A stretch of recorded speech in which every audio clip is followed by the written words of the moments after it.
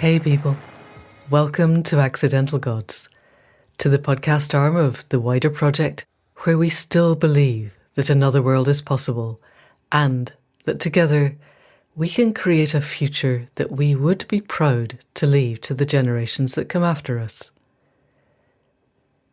I'm Amanda Scott, your host in this journey into possibility, and this week I have the great joy of speaking with someone who's been a hero of mine since my Schumacher days, one of the most articulate activists of our time and a proponent of regenerative small farms, so lots of boxes to tick.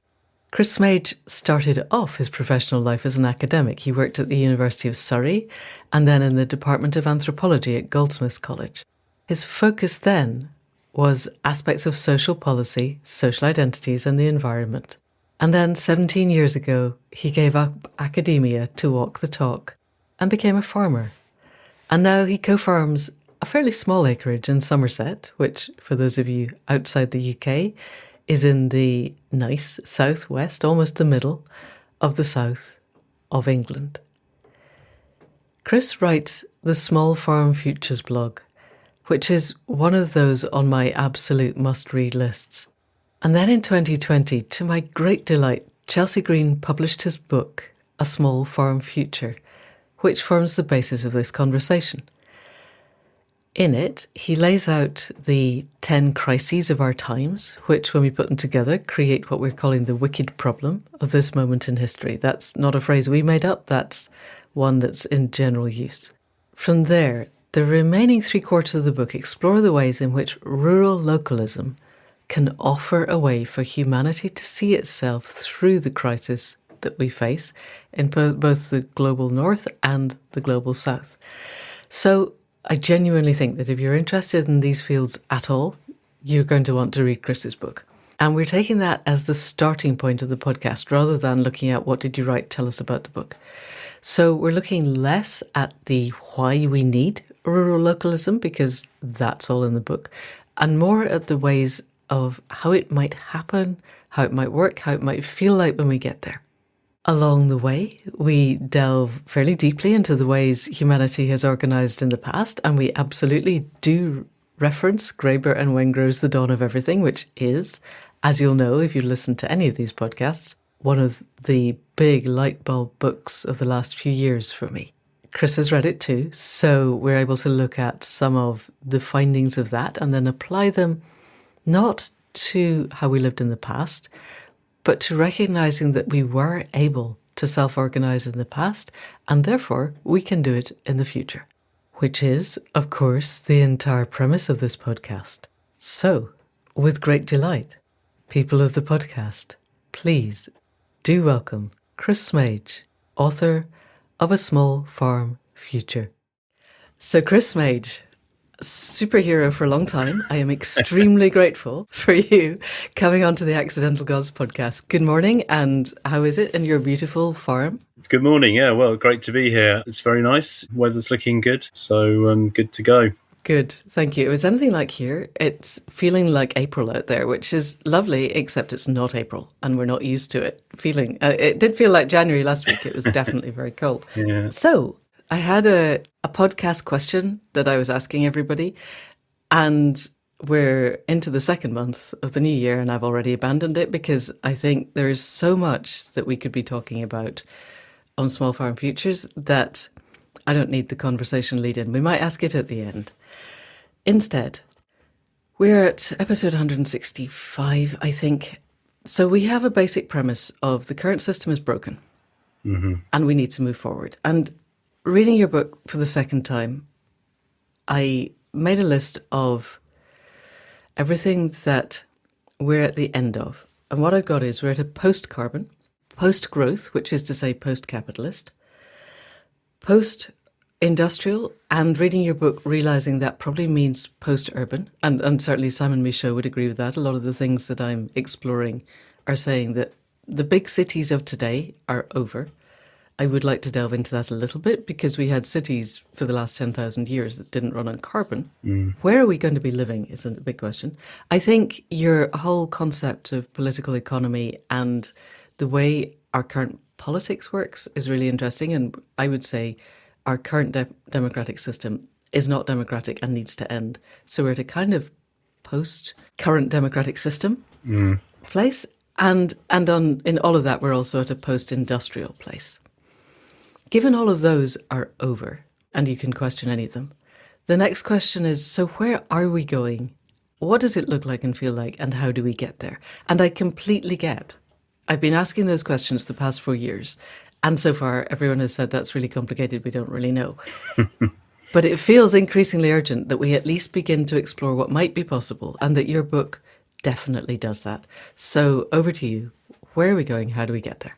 Tough questions to answer, but yeah, thanks for asking them. And in some ways, I think the real thing is the realization that that's where we're at. I sometimes feel that I'm sort of talking to a lot of people through a kind of a screen, where so often people are making these assumptions that the kind of high energy, high capital, urban consumerist world that we're familiar with, has a few problems, but we can sort of tweak it in this way or that way, and then we're good to go again. So, calling time on that is a big deal, and I guess where we go is I think there's going to be more and more perturbations to all that, and more systems in crisis, things falling apart, things that people expect to work not working, and that kind of throws people back onto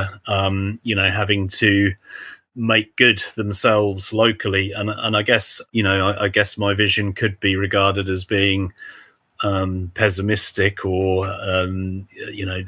sort of raising these troubling issues, but I do have faith in people's ability to come together and get things done and sort things out if they're given the local autonomy to do that. And we can look at any number of examples from history. So my feeling is when people realize that nobody is coming to help you, the government isn't coming to help you, the help is you and your household and your community. I think a lot can devolve from that. And to some extent, it's about land again. It's about accessing land and producing the things that we need. I focus on farming, food and farming are pretty key. So it's about learning to develop a kind of local food economy and ecology again. And, that's difficult to do from where we're at. The key thing, I think, is to realize that that's what we need to do. And then, things politically can start developing out of that. But, I think the first thing is the realization, realizing all those posts that you mentioned, it's kind of realizing that that's where we're at. And, we can't really revive the old system. We have to, we have to create a new one, which is not going to be based on high levels of energy and high levels of economic resource. The resource is ourselves and our localities, basically. Brilliant. Thank you. And Nate Hagens, on his fascinating Great Simplification podcast, quite frequently says degrowth is what we should do and post-growth is where we'll get to if we don't. Yeah. And post-growth, probably not that much fun if we haven't planned with the degrowth. So could you and I make a best case scenario together of, let's say everybody gets it. A miracle happens and everybody gets it. I'm not expecting our existing government. They will be at the very end of the line of the people who get it, and they may still be the people kind of trying to nail their colours to the mast of infinite economic growth and fossil fuel, everything. So let's put them to one side. My thesis is that we have government by consent and we can remove that consent. We can do what they did in Taiwan and fork the government and we could set up a different system and ignore the old one if we chose to. My absolute core belief is that it has to be done peacefully, but that's not impossible if we have enough people with us. So let's make some core assumptions, which is we have enough people with us.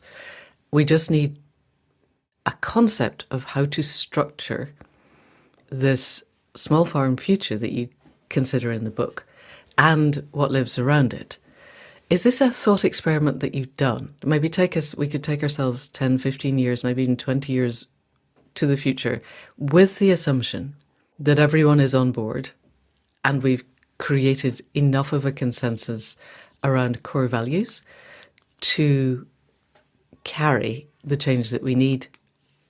What would we build? Is that a thought experiment that we could do in real time? It's an interesting question. I mean, in the book, Small Farm Future, I suppose I focus a little bit more on trying to think about, how could that sort of consensus, how could that people being on boardness emerge out of where we presently are. And I think it's, so I talk about, this idea, I talk about the supersedious state. So I kind of feel, kind of as you were saying, I think a lot of governments are going to hang on pretty tightly to where they are. So it's like people innovating around the edge. I haven't kind of drawn out in a great deal of detail what I think that innovation around the edge will be, partly because I think I'm not too worried about it in the sense that I think people, there's so many models where people have, can do good things, and I didn't really want to sketch a kind of too much of a sort of future utopia. I just wanted to engage in sort of where we might be going kind of out of the present situation. But I mean, we will have to develop new institutions, new ways of thinking about land relationships, politics, spirituality, and so on. So yeah, I was sort of a little bit more engaged in the, how we embark on that road rather than the destination, as it were. Okay, and that's fair. I don't want utopias either. My entire focus at the moment is on what we're calling throughtopias. We right. Rupert Reed said we could use his phrase, which is, how do we get from here to there? Right. But my feeling is, if we don't have a concept of what there is, we won't get there, because we go to where we can imagine. And it needs not to be a utopia in the sense, my concept of utopias is there's always a gap. Something, Deus ex machina happens and everybody is in this slightly different future which is basically what I was proposing to you, where everybody gets it and we're all moving. So let's take the step back, because I think it feels to me now that it is imperative that we begin to make the changes that you're discussing. And therefore, people need to know what they are. So first thing I want you to do is explain about supersedious state, because that was a really interesting, the kind of the differences in how bees do things and then how we could do it differently. And then, so if we're heading for the future that we want, we need to start where we are. And what I'm really interested in for the people listening to the podcast is that they have a concept of the steps that we need to take, the actual grounded, granular, boots on the ground. What can I go out and do this afternoon, having listened to this, that will begin to edge us microtome by microtome, tiny, tiny steps towards where we need to go. So it feels to me that your book is really full of actual practical down-to-earth concepts. And I think I'm asking questions that are leading us to things that are more overarching concepts. How do we get to the granularity of actually what needs to happen, assuming that everybody listening is on board, but we're lacking direction? How would you give us the directions, potential multiple directions in which different people could begin to move? Right. Well, I mean, I think we need to ground ourselves in our local ecologies. I'm thinking of Aldo Leopold, who famously said that humans are plain members and citizens of the biotic community. And we've got very used to being part of this kind of dematerialized, distantiated world of global consumerism and sort of high energy products. So, the first thing is to ground ourselves in our local ecologies, think about where our food comes from. I suppose another thing is we spend so much of our time in an electronic virtual world. Think of yourself as an animal. You're an organism, like, the birds and the insects and the plants and the trees. So, ground yourself in those birds, insects, plants and trees. Where are they getting their subsistence from? Where are you getting your subsistence from? And, obviously, if you live in the countryside, if you're a gardener or a farmer, that leads to a certain set of questions and answers. If you're living in an apartment in a city, the answers are different. But then, that starts to prompt questions about, food systems, ecologies, politics. And that's, I think, where we start to think of yourself in an ecosystem that has to renew and sustain itself, that's there for the long haul. And, the reality is a lot of our human ecosystems don't really sustain and renew themselves and aren't there for the long haul. But, sort of just getting your hands dirty, as it were, as a creature within an ecosystem, maybe then prompts some questions about, well, what do I need to do? What does my community need to do to improve that? Because that's where we're headed long term, whether we like it or not. So we have two separate sets of ideas there. There's the people who have access to land, and some of those might be in a city, but most of them are going to be at least in the suburbs and probably more rural, who can begin to create food networks around where they live. And we could delve into regenerative farming. I always love delving into that. That's an avenue we could go. But I'm also interested in, we now live in a world where most people live in cities. And it seems to me that those are highly carbon dependent, fossil fuel dependent, and that this is not a long-term solution.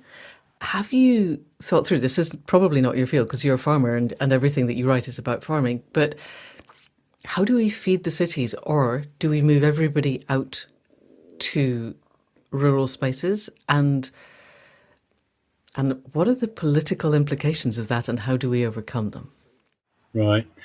Well, there's no easy way of saying it, but we do move people out of the cities. The degree of urbanization we have in the present world, as I see it, is just completely propped up by high carbon. It's a recent manifestation of a fossil fueled world. I mean, I'm not saying there will be no cities in the future, but I just can't see a way of feeding and energizing cities at the level of urbanization that we presently have. I mean, obviously, we can have a sort of detailed conversation about energy futures and so on, that a lot of this sort of stuff boils down to. But that's the reality. Historically, people always go where where people always seek prosperity, basically. And in recent times, that has been urban largely, but through most of human history it hasn't been. And I think long term, we're going to be seeing people moving to the most productive lands, either that or to cities that kind of control those productive lands. So the longer term future is rural, and that obviously leads to difficult political questions. And there's no kind of single answer. Everywhere is going to be different. Everywhere has its particular history of access or lack of access to land and sort of political tensions. I mean, my general approach that I talk about in the book, it's a word that's widely misused nowadays, but I talk about populism in the sense of a politics for the people. Too much of our politics is about, this idea, it's this kind of single idea, whether it's, sort of nationalism or class struggle or market solutions. We have too many of these kind of single big ideas that is, going to solve all our problems. And the reality of populism is that, there is no one single idea. It's kind of, it's a big mess and jumble of people trying to figure things out. And that's what we that's what we need to try and generate, because otherwise, it is a recipe for real conflict, real violence, real struggle over access to resources and land. That's the way I see it going. Trying to prefigure good access to local resources in a way that doesn't just promote conflict between pre-existing groups. There are going to be a multitude of options around the world, and we can only really answer the ones in our locality. But if we were to shrink our concept to the UK, possibly even to England, I speak as a Scot who desperately hopes for Scottish independence quite soon, and I think the Scottish government has some really quite radical ideas around this. They're already opening up the crofting and, the idea of the in-by being your bit and then the common land. And we could talk a lot about how to reconfigure commons so that the tragedy of the commons is not a thing. That might be quite interesting. The things that arose from what you were just saying that really struck me as quite interesting spark points, and we can decide which ones to go to, are what is the future of energy? So I, again, am quite taken by Simon Michaud, who's doing a lot of work on material flows and energy flows, who reckons that we have a 19 terawatt rolling global use of energy. At any given time, we're using 19 terawatts globally, and that we need to get to 5, basically, to have anything approaching sustainability, and those 5 need not to be coming from fossil fuel sources. And that there's a huge disparity. The people in what we now loosely call the global north, North America, European countries, are using around, it depends, the figures that you've got in your book are different sets of units. The ones that I took on board are 15 to 16,000 kilowatt hours per annum in the global north. Yemen was 69. The Gaza Strip was 0.1. So there was a 4 orders of magnitude difference, depending on how you got your energy source and whether another country was actually cutting it off. And therefore, that getting to our 5 gigawatts rolling is going to be a different move depending on where we are. We can't all drop by the same amount. And I wonder what a 5 gigawatt world feels like. Terawatt world, feels like. So that's one thing. How are the energy flows going to be? The second thing that really jumped out was you said everybody seeks prosperity. And I'm wondering, have you read The Dawn of Everything, Graeber and Wengrow, which came out since Small Farm Futures? So it strikes me reading that, which really reconfigured. If I'd read that before I wrote the Boudica books, they would be really different.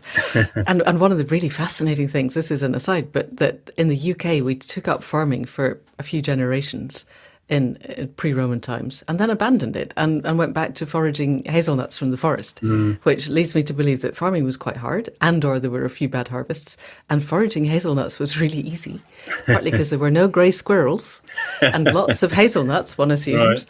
Right. And then we went back to farming again. That seeking prosperity revolves around how we define prosperity, because the Wendat, who we call the Huron and James Fenimore Cooper made very famous, lived in what they define as cities. I don't know what they looked like, but let's assume large sets of people who didn't have the hierarchies or the poverty that the Wendat found when they went to France. And they self-organized in ways that I'm assuming they felt were prosperous, but were completely on a different prosperity scale than the Wendigo people who came in and destroyed them.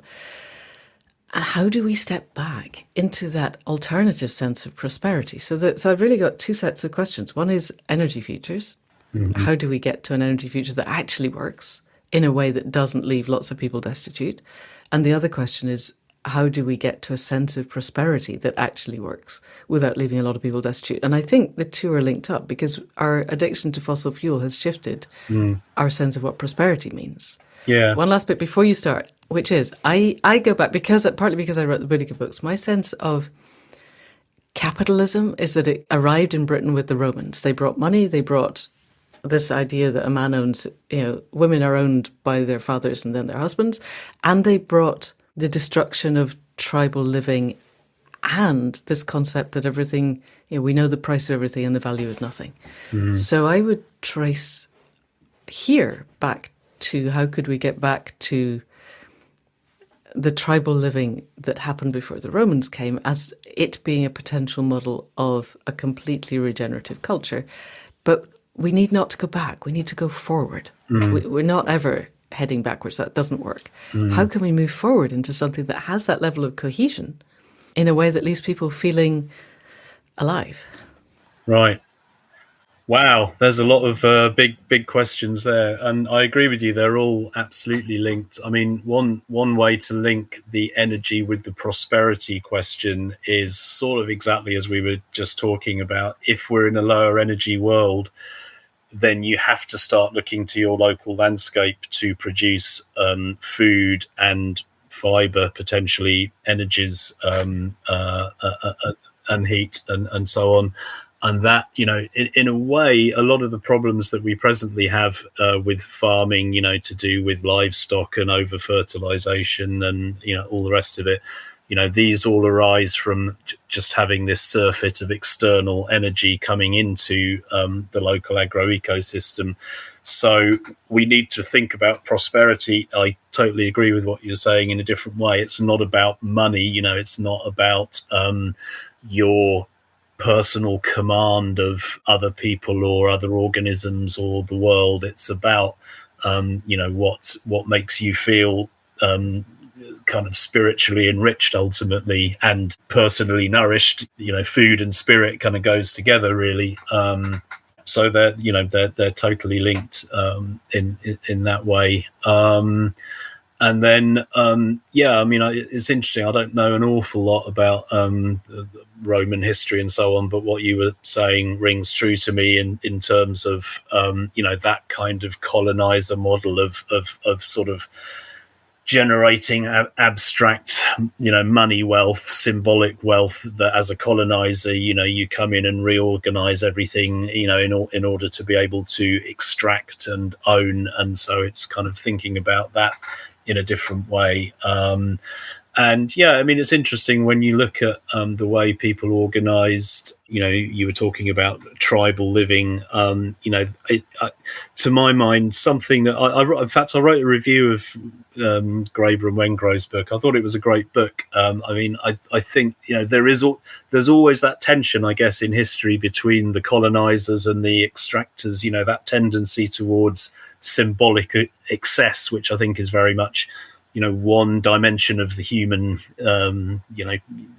human being, the human experience, versus that more grounded, sort of building local institutions, relating to your local environment, relating to other people. The way I often frame it is autonomy and community, that we, people are skilled livelihood creators. And if you look back at British history, there's a lot of evidence of kind of small households with what you might call private plots, but set within larger collective organization. And so then connecting it to the last part of your question, that it's a real problem that we have with this kind of modernist concept of progress, that it's about, no, we can't go back, we can't turn the clock back. That's for sure, that's true, but part of the problem is that when we think about small scale farming, small farm societies, the models that we sort of have in our mind are always, this kind of, it's not entirely false, this idea of a grim hand to mouth existence in the past, but we tend to sort of make it into this big modern metaphor of progress that we've put all that beside us. Thank goodness, now we're living in cities, we've got all this energy and so on. I think we just need to let go of that whole sort of spatial way of thinking about sort of progress forward or upwards into the future. It's not about trying to recreate some idealized image of the past. It's just the fact that people in the past lived in lower energy societies, figured out some of the ways in which they could generate food. It's really fascinating. I think that you touched on that idea of commons. It's really fascinating the way that nowadays we tend to attach on to technological ways of solving problems and limits, but very often, if you look historically, people solve these problems not technologically, but through social organization, and not by doing away with the problem, but by learning to live with it. How can we graze our livestock in a way that feeds the whole community, et cetera, et cetera, et cetera. So I think we can learn from all these past low energy pre-modern cultures, not in this kind of attempt to sort of be like them or to vaunt them as somehow superior than us, but just because they faced issues that we are now facing, and they came up with some solutions which were not always high tech, high energy solutions. They were local ecological solutions. And it's that mindset that I think we need to keep cultivating. You know, how do I solve this as a local ecological problem, and how do I seek prosperity? How do I seek wealth? Within my community, with other people, not in a kind of colonial way. I mean, I think all of the ways you frame that, I think, were brilliant. You know, the Romans' energy and time element, and food again is at the heart of that. Once you don't have cheap, easy energy, you need to start relating to the landscape in a different way. And like you say, we forget the implicit work that fossil energy does. Like a modern tractor is 200 horsepower. Say that's essentially hang on, what is it? It's like a person can sustain a power output of about 0.1 of a horsepower. So yeah. So that's 2,000 people. Yeah. Basically, yeah. So that touches on to your point about people taking up farming and then abandoning it. Like cropland, arable farming, if you don't have a tractor to do it for you, is tremendously hard work. Whereas livestock herding or foraging or tree crops is less hard work. So you only really I think where we are in the world with the number of people that need feeding, for sure we need we need gardens and small farms, we need cropland, but really the focus is as little as possible and as much grazing and sort of tree crop, perennial crop stuff as we can get away with. Brilliant. Thank you. Again, lots of directions we could go in. I'm remembering Graeber and Wengrow. Many things struck me in that book. It was one of my absolute light bulb books. But they were discussing the 3 freedoms that they felt applied to the indigenous cultures that they were able to infer from. And as an aside, one of the things that really struck me in the book was them quoting, I think, Benjamin Franklin, but one of the great white men of the US, who was deeply disturbed by the fact that whenever somebody had been extracted from the tribal culture into the white culture, either tribal people who'd been basically kidnapped or white people who'd been, quotes, rescued, they always tried to get back. And from, the civilization, which was prosperous and had guns and Bibles and railroads and all the things that obviously everybody would want. And they didn't. They wanted to go back. And when asked, they always said, because there is no fear. And that they were in this place where you didn't have to get up in the morning and go to a job where somebody shouted at you. You just got on with your life. That was one of the things I think that really struck me again with the conversations between the Wendat and the Jesuits, was the guy going, nobody tells me what to do. And yet they have completely functional cities because they've learned how to communicate with each other in ways that were not hierarchical. So the 3 freedoms were the freedom to just leave, get up and leave, the freedom to disagree, and the freedom to create a new social structure.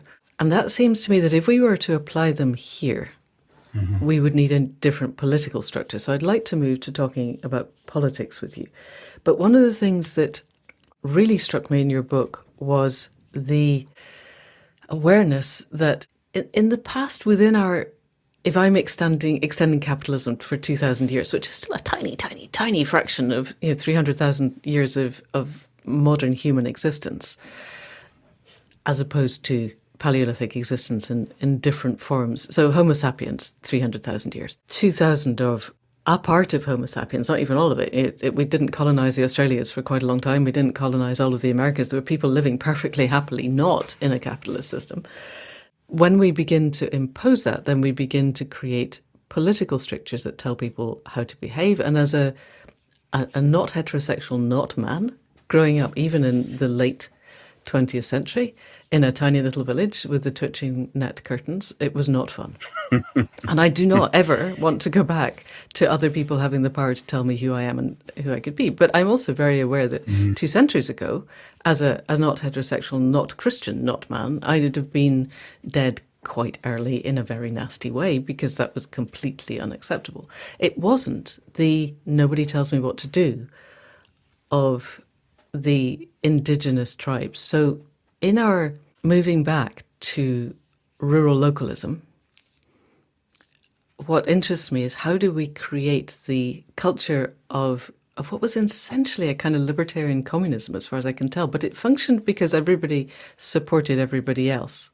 And I am really curious on how do we create the political structures that get us there. And you strike me as the kind of person who's thought about this quite deeply and might get us there. So that's one option. And if you think, no, actually, I don't really want to talk about that, then I would really like to look at the how do we feed the world without intensive agriculture, which is a whole separate avenue. So you get to pick, Chris. Which way would you like to go? Well, they're both interesting questions. There was something you said about the Graeber. What was your original lead-in to Graeber? Sorry, the three freedoms. The three freedoms and the people wanting to go back. Yeah, I'd want to pick up on the autonomy point there, and I think there's a kind of a degree of what someone on my blog called learned helplessness in modern society. You know, where we kind of think that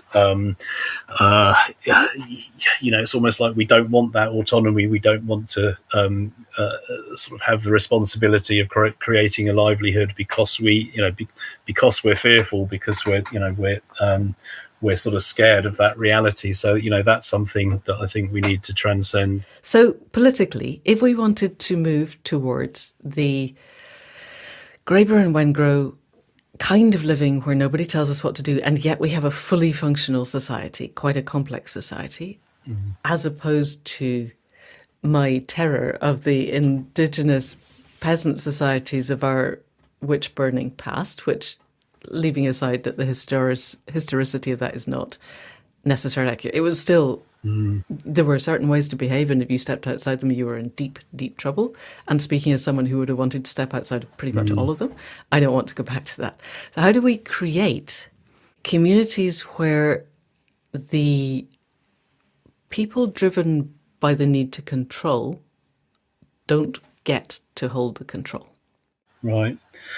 I mean, it's it's an interesting and really difficult one, and it is something that worries me. I mean, you mentioned the kind of curtain twitching that can go on in a small rural community. I mean, I think there is that part of human life to some extent. Some of the most nasty manifestations of that, I think, historically, are when you have a kind of centralizing power. Whether it's religious or political, that is trying to extend its kind of reach into daily life. I mean, things like the Inquisition and so on. You can frame it as religious intolerance, but actually it was a kind of state religious project to infiltrate daily life. And my feeling is that we're going to, maybe the most positive spin on this is that in the future, I think there's going to be a lot of skepticism about the state. If you think of, news stories today, say about the collapse of the NHS, I mean,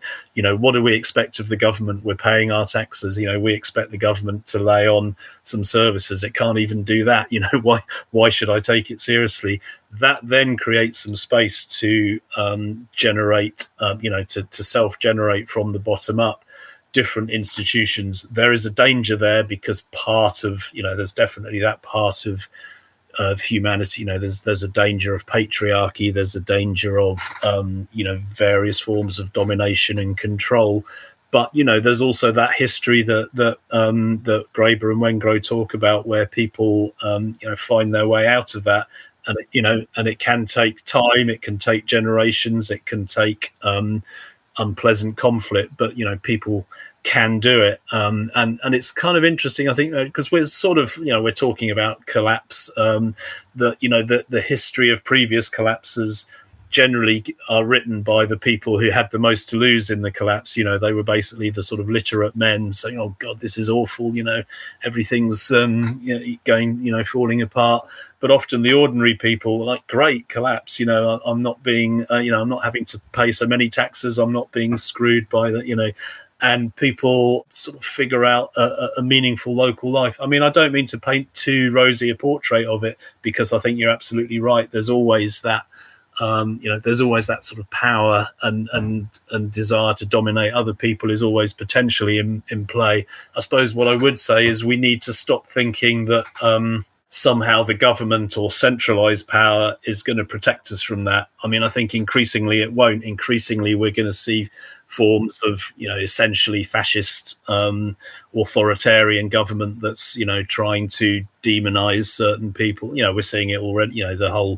The whole narrative around migration would be a case in point in the UK and globally today, is that people get demonized, governments hang on to power by, that kind of inquisitorial process of infiltrating themselves in daily life and trying to control the narrative. So I think, there's a lot of potential for people to get out of that. Getting out of it doesn't necessarily mean that there won't be other forms of local power plays going on. But, I think the sort of the lesson of big history is that people can innovate their way out of that. It doesn't always happen and it's not always easy. But it's certainly, I would certainly pin my colours to that kind of autonomy and sort of liberatory approach. Exactly those three freedoms that you mentioned. I think it's so important for it to be possible for people to walk away from a situation and to go somewhere else, be somebody different. That I hope is something that can be achieved. And, it's, I'm thinking of a book like Rebecca Solnit's A Paradise Built in Hell. It's really interesting, her stuff about when people are faced with these disasters, they tend to come together and innovate and work with each other, often working with people that they might not have done in normal life. And it's usually that kind of top-down power that gets in the way of that. Obviously, a disaster is an unusual situation that doesn't last forever. So the real challenge is how do we routinize that? How do we make that chronic? But there are resources within the human condition to do that, and that's what I think we need to amplify. Excellent. Okay, so politics is one of my many obsessions, but I am talking to a number of other people on other podcasts about that. So let's fork away, forking being my favorite concept at the moment, of taking an idea and just splitting it off. And let's fork away to how we feed people. Really, the core of your book, Small Farm Futures, it says it in the title. But there is still a lot of conversation in the world around allocation of land and then what we do with the land. And that, again, there are extremes from the regenerative farming movement, of which I am definitely a supporter, which says we can feed people in proper ways with good nutrient-dense food. I'm just reading What Your Food Ate, How to Heal Our Land and Reclaim Our Health, which is fantastic. And I discovered that Singing Frogs Farm, which is 9 acres, of which 2.5 acres is down to vegetables, and the rest is just wildlife and ponds, they make $100,000 per acre on their regenerative no-till, no chemicals land. The local organic areas make at most $10,000 to $20,000 per acre. So we need to change the economic system. That's a given, and how many dollars is utterly irrelevant. But the capacity to feed people regeneratively seems to me huge, and is in total opposition to the eco-modernist, techno-modern, we just need a vat in every village providing the gloop to feed people, and then we can just rewild everything and it'll all be fine, which strikes me as frankly insane. So let's but you're the guest, you can answer any of those. How are we going to feed the people of the world in a small farm future? Right. Well, I suppose my starting gambit would be that it's not as difficult as people might think. I'm not saying it's easy. It's not easy, but it's not as difficult as you might think, in the sense that, I think we have this narrative that modern, very high tech modern farming, has solved all these problems. And if we, go back to, kind of lower energy input, lower tech farming, it'll be harder. I mean, it's not that hard to produce food to feed yourself. What's hard is to erect this sort of massive modern society on that base, with having a really small number of people doing it, and sort of surplus generation. Going back to your point about the Romans, basically. So, and there's sort of interesting studies. I mean, it's a whole complex field, but there's the so-called inverse productivity relationship with small peasant farms in the global south, where actually, in terms of per area, per acre output, small scale, low input peasant farming can be more productive if you measure it in terms of wealth or calories or nutrition or productivity per water input. Modern agriculture, it's great at producing a lot of food without much labor input on the farm, but it's not necessarily that great at anything else. It's not necessarily that great at per acre productivity, which is why it tends to spread out into places where it probably shouldn't be spreading out to. I mean, obviously, we've got the issue of urbanism that we talked about earlier. When you've got so many people concentrated into a city, obviously it would be hard for the people of London to feed themselves just from the area of London. But if you spread people out more generally into productive landscapes, it's not that hard to feed yourself. You probably need to spend more time. The average person spends very little time feeding themselves other than a trip to the supermarket. So yeah, you have to spend more time. That becomes part of your life. That becomes part of your livelihood. And that goes back to the conversation we were having about autonomy and freedom and prosperity. How do we measure those things? And for some people, producing your own food, certainly for me, having a garden, I'm less autonomous than I'd like to be, I guess, but that, certainly is meaningful to me, to produce food. There are questions about, that we've got an awful lot of nitrogenous fertilizer sloshing around in the world, that increases yields. It also creates all sorts of terribly negative ecological impacts. Can we do without it? There's arguments either way. You mentioned the gloop in vats. I mean, that's a whole other front that's opened up in these discussions recently that I've been doing some writing about at the moment, actually. And what's for sure is that there's not going to be a gloop factory in every village. It's going to be another top-down kind of corporate biotech solution, which we don't really need. It's the solution. My argument, again, there's all sorts of complexities to it, but my argument is that it's a kind of non-solution to a non-problem. What we need to be doing is rethinking prosperity, rethinking livelihood, rethinking human geographies, and basically feeding ourselves is not that hard. And in fact, if you look at the global the global diet, we've got this kind of industrialized agriculture that really homes in on a very small number of crops. Wheat, rice, maize, soy, the four big crops globally, and obviously you can process them and some oil crops in there as well, slightly lesser land area. And it's those crops are great in and of themselves. I mean, I love bread and pastry and so on, but we've got far too much of that and not nearly enough of fresh fruit and vegetables. And, then you get into this whole kind of class debate. People say, it's, you sort of middle class, lovely, wanting to eat fruit and veg. I mean, it's like a real scandal of the modern world that fresh fruit and veg is almost like this kind of luxury middle class feed. That's what we evolved to eat. We need to be eating fresh whole foods, and we can do that. That can be generalized. We can have societies in which pretty much everybody is taking care of providing that for themselves and for their communities. So yeah, it's not hard to feed ourselves. We just need to think about it in a different way. Brilliant. So much again in that. A non-solution to a non-problem. I'd really like to dive into that a little bit further, because it feels to me that this is at the crux of really different worldviews of how we could progress forward.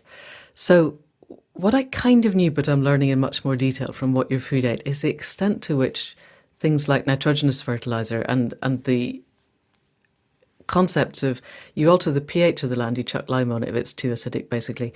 You do potassium and phosphorus and nitrogen, and then everything grows. What we were creating was plants that are being fed empty calories, and then they create people who are being fed empty calories, because the micronutrients and the bioflavonoids and all of the things that we didn't know existed 150 years ago when we started turning oil into food are actually really important.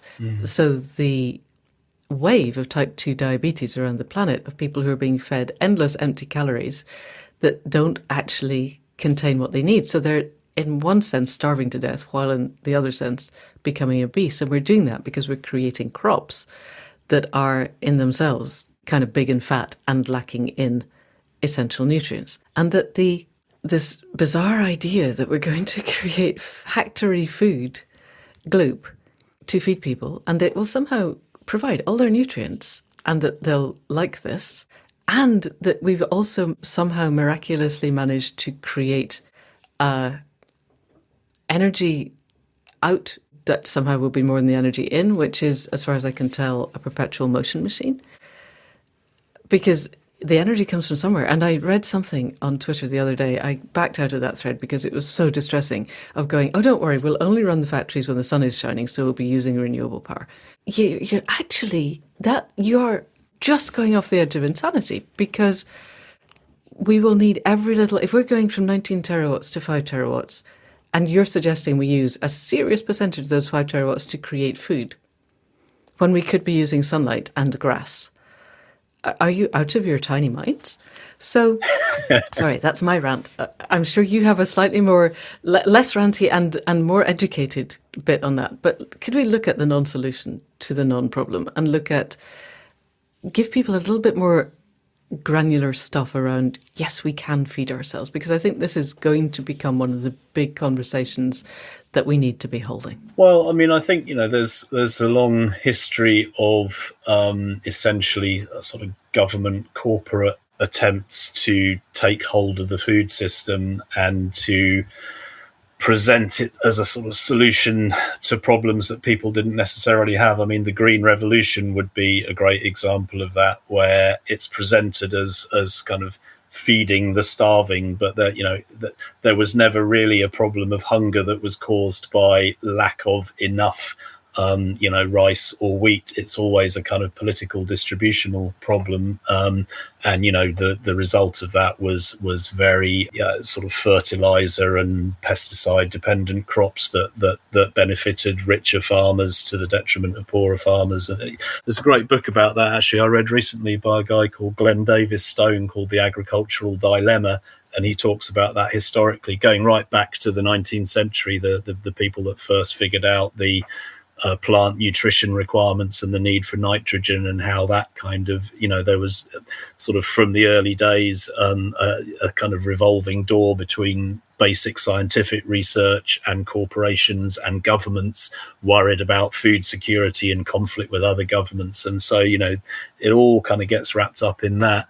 And the result very often is to just take from ordinary people the ability to produce some good basic food locally, which is not that hard to do. But yeah, in terms of manufactured food, this new idea of having kind of steel bioreactors that produce, a bacterially produced protein-rich food. I've been looking into it a bit lately. I'm doing some writing that hopefully will see the light of day soon. But yeah, to my mind, energetically, it doesn't add up for exactly the reasons that you were saying. If you think that we're going to have limitless low carbon electrical energy in the future, then possibly, and the advantage of it is that you can produce food on a small amount of land. And, so there are some people articulating that around issues about sort of wildlife benefits, kind of rewilding and so on. But yeah, energetically, it doesn't stack up. Like you say, free sunlight versus generated energy, thinking about your 5 terawatt world, it doesn't stack up. And it doesn't stack up in terms of the sort of political economy of it, in the sense that, although the food sector has been very corporatized and industrialized, it hasn't been corporatized as successfully, say, as the manufacturing sector. I mean, if you buy a car nowadays, there's basically no car industry in the UK. If you buy a computer, these are kind of globally concentrated industries. the food industry is very corporatized, but yeah, you only have to walk around your neighborhood or walk around the countryside. You see people's back gardens, you see allotments, you see small farms, the kind of small farms you mentioned earlier. There's a lot of productivity still within local hands. If you industrialize that, there's that, that basically you then get onto a kind of conveyor towards manufacturing concentration that is, there are not going to be small little gloop factories in every village. That's not how the industrial farm sector works. So I think there's quite a lot of kind of sort of corporate messaging around that, about it being a solution to sort of ecological crisis, a solution to food crisis, and that's not where the narrative is really coming from at all. It comes back to your Graeber and Wengrow, it comes back to autonomy, to freedom, to not having that capacity taken away from us by the false assurances of the people that who's benefiting from this is always a question worth asking. Yes, cui bono, definitely. Yeah, because even if the gloop factory were somehow owned in common by the people in the village, it's still, I don't think the material flows stack up. I'm getting quite interested in how much actual stuff there is in the world and how we transport it around and what we do with what's left, and the need for carbon to both produce it and transport it. And then we're basically back to not having that stuff. And if we've got all of our food dependent on the steel vat in the centre of the village, what happens when it breaks and there's no more steel vats? It's bonkers, frankly. Yeah, I mean that's another aspect. Like we are very dependent on these very precarious global supply chains. Any kind of manufacturing process is, I don't think it's not a great idea to use an agricultural metaphor to put all our eggs in one basket, and kind of assume that, stainless steel, you kind of think about. I mean, that's quite an interesting parallel, really. The root nodules of a legume, like a pea or a bean plant, that's a bioreactor. And then you think about a stainless steel bioreactor, which one is more renewable, which one is easier to to control locally. There's just no comparison, basically. Yeah, and the whole of the soil is a bioreactor. The whole of Elaine Ingham's work of the fungi are the ones that mine. They go down and they get the molybdenum. It doesn't matter if we're told we haven't got enough manganese in our soil. If we get the biome right, the fungi will get the manganese in a form that the plants need, and it will be there to eat. I think some of the figures in this book, the What Your Food Ate, of the iron content of broccoli now is like 3% of what it was 100 years ago. It's insane. Yeah, I think some of those figures are interesting. And again, there's this kind of process. There's an element of this kind of progress narrative and this hubris that that we as humans can control this better than being part of a local ecology can, so that we then are taking the responsibility on, if we're producing manufacturing food and the manufactured food, it's the same really with even with farmed food, that's when we rely too much on a narrow range of crops that's sort of at the behest of industrial processes. We are sort of assuming the responsibility of the whole ecology, the whole biota, to get all those kind of micronutrient balances and all the rest of it right.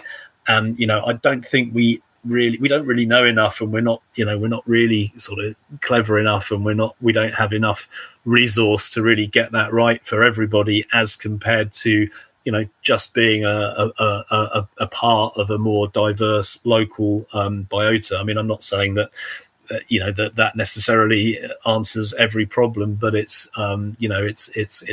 it's kind of letting go of that kind of dream of industrial control, I think, is quite important in terms of having a more nourishment and sort of trusting to the ecology a little bit more, including the human ecology.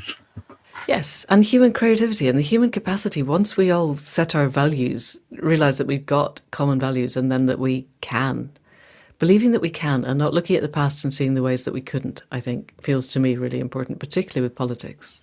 But that's a whole separate conversation. Right. One of my students used to always have a footer at the foot of the email saying the people who are saying it can't be done should not get in the way of the people who are making it happen. And that seems to me to be quite core to what we're doing. So we are definitely heading to the end now.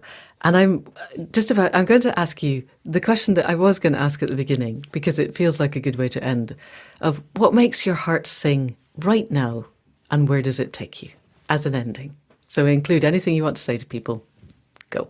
I suppose, what makes my heart sing is kind of being on my farm and seeing the natural bit, being part of this bigger ecology that I think so many people don't have that opportunity to experience. And just, there's a sort of argument that people and wildlife don't mix, but there's more people on my land than there used to be before we came here, and there's also more wildlife, and just being part of that and seeing it doing its thing and just learning in all sorts of little ways that I couldn't even necessarily explain or put into words, just being part of that bigger story. I find that incredibly uplifting and energizing. Fantastic. Yes, I would agree with you. If I could spend every day at the vegetable garden, not that I know what I'm doing at all, but I'm learning. It just is. There's something so fulfilling about planting a bean seed and then 9 months later having bean stew. It's amazing.